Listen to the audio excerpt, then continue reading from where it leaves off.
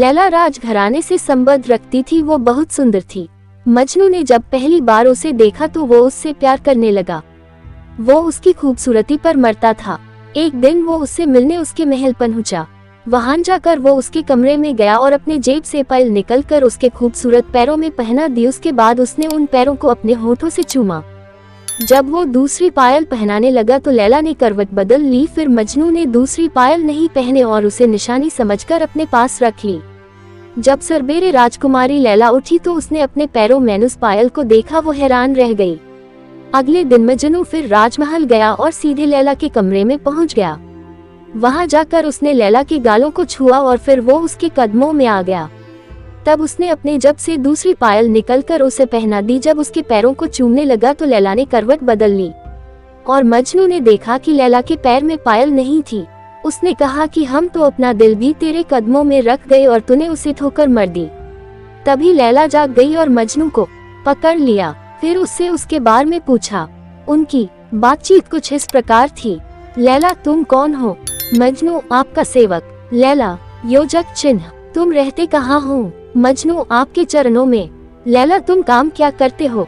मजनू, आपकी पूजा। और यह कर मजनू ने लैला के पैरों को चूम लिया। लैला उससे बहुत खुश हुई और वो भी उससे प्यार करने लगी। लैला ने मजनू को अपने पास आने को कहा तो मजनू ने जवाब दिया कि वो तो बस आपके कदमों में अपने उम्र गुजारना चाहता है। इस प्यार का जब लैला के पिता को पता चला तो वो बहुत नाराज हुए। उन्होंने मजनू को बुलवाया और उससे कहा कि यदि वो चाहे तो वो राजमहल की किसी भी सुंदर से सुंदर दासी को ले जा सकता है। पर लैला को भूलने के बाद मजनू ने उनसे कहा कि राजमहल की सभी दासी लैला के चरणों की धूल के सामान भी नहीं है और उसे किसी भी दौलत का लालच नहीं है। इस पर नाराज होकर लैला के पिता ने मजनू को देश निकला दे दिया और लैला की शादी किसी राजा के साथ कर दी। लैला शादी के बाद अपने पति के साथ इराक चली गई। वो खुश नहीं थी। लैला इराक पहुंचकर बहुत बीमार हो गई। तब वैद्य ने राजकुमार से मजनू को बुलवाने को कहा। तब राजकुमार ने मजनू को बुलवाया। मजनू राजमहल पहुंचकर लैला के कमरे में जाता है। लैला वहां पर सो रही होती है। मजनू लैला के पैरों के पास बैठ जाता है और उन्हें चूमने लगता है। तभी लैला जाग जाती है और उसे उसके कदमों से उठने को कहती है। तब मजनू कहता है कि वो बस अब इन पैरों में ही रहकर इन्हें चूमना चाहता है।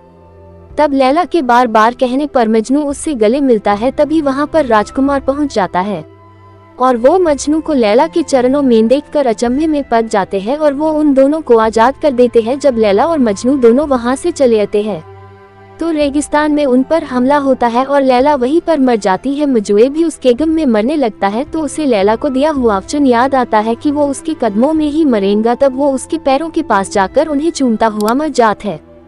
वो प्यार आज भी अमर है। ऐसे प्रेमी बहुत कम मिलते हैं जो एक दूसरे के लिए जान भी दे देते हैं।